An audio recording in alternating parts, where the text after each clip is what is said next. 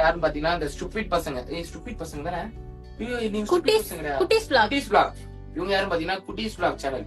அதோட கிரியேட்டர்ஸ் தானே இவங்க.